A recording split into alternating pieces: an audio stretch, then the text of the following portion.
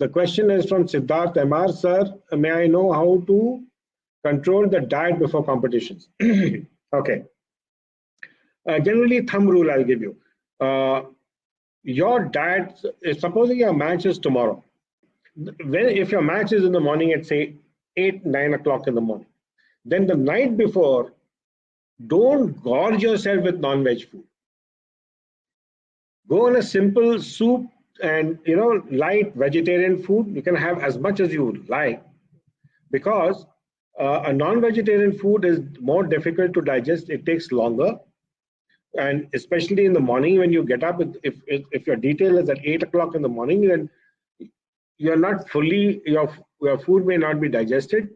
And what happens is, if you have a breakfast which is also scrambled eggs and you have your bacon and ham and all those kind of fried eggs and all those kind of breakfast, it's what is going to happen is that instead of the blood going into your mind to raise the level of concentration, it is diverted to your digestive system, and because it has to digest the food, and non-veg food takes longer. So night before dinner, light food. Specifically for breakfast time, light. You can carry sandwiches with you, or you can identify a joint which is close to the shooting range, and you say, fine, after my match I'm going to come and hit this joint and eat whatever I feel like. Okay. Now supposing it is lunch, during lunchtime, sometimes the detail is at say about 2 o'clock. The same rule applies. Go very light. Again, breakfast light, the dinner also light, the dinner before the match light, breakfast light, and lunch should be very light. In fact, I would advise an hour before your match, you should just have a cup of milk, a glass of milk, or just a light sandwich, just to keep your energy level up. So that answers your question. Harish, sir, my question is that, is it advisable to join a gym in order to get firm physique for pistol shooting? That's a very good question. See, it's very important that in shooting, it is the specific muscle groups which are important. And what those specific muscle groups are, they are identified, they are given in my modules. However, you don't have to be a weightlifter. In shooting, it is the fine coordination of muscles. It's like you stand, you take a needle in your hand, and you take a thread and you try and thread it.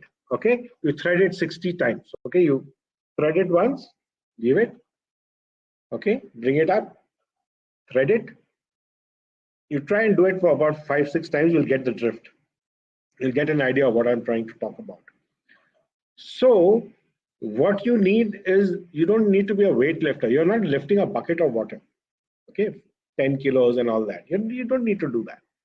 What you need is flexibility, more of flexibility and sufficient strength. A good combination of flexibility and strength, which will help you to keep your body overall flexible. Now, why flexible? If your body is rigid, okay, if it's rigid, then the vibrations in your body will remain for a longer period. But if you are flexible, like a rubber band, right? Okay, I'll give you an example.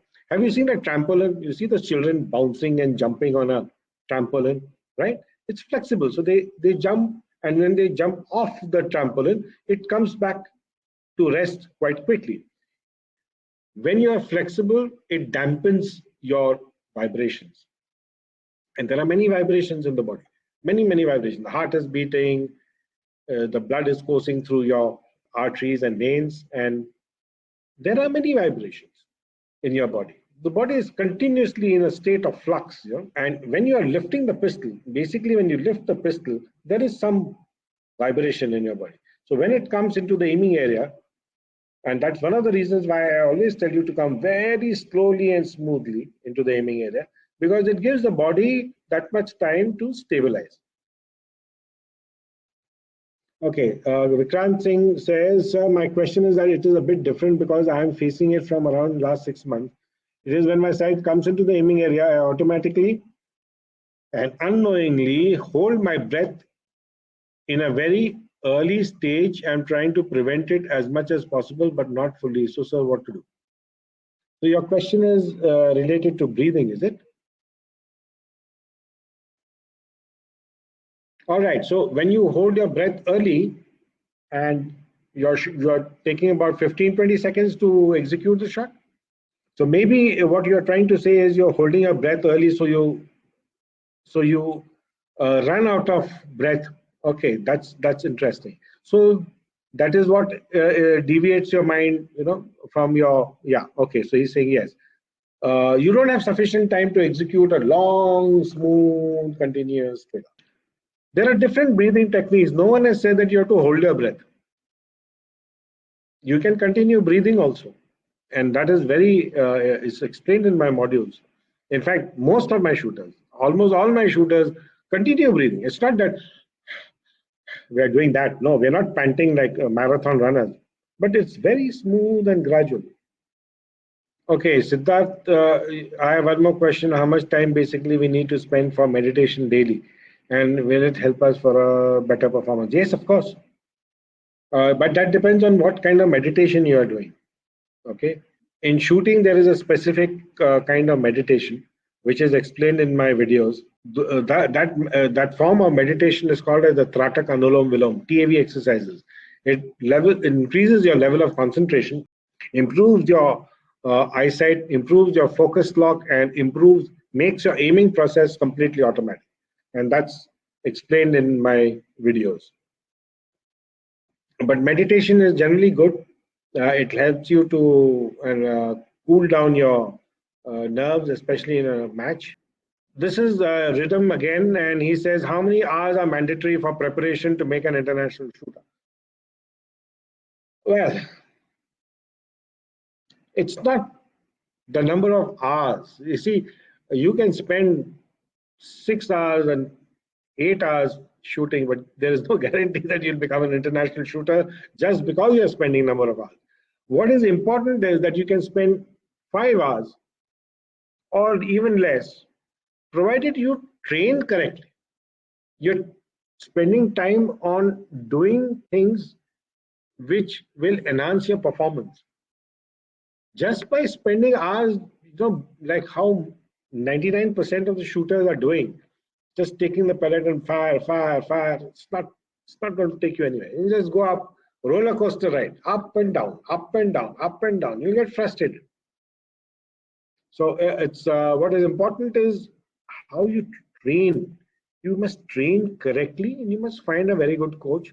Otherwise, you spend a lot of time, money, so much of effort.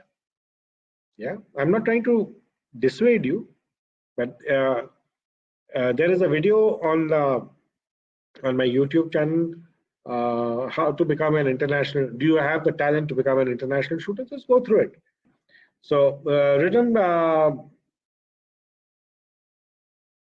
take your time, concentrate on a correct training program.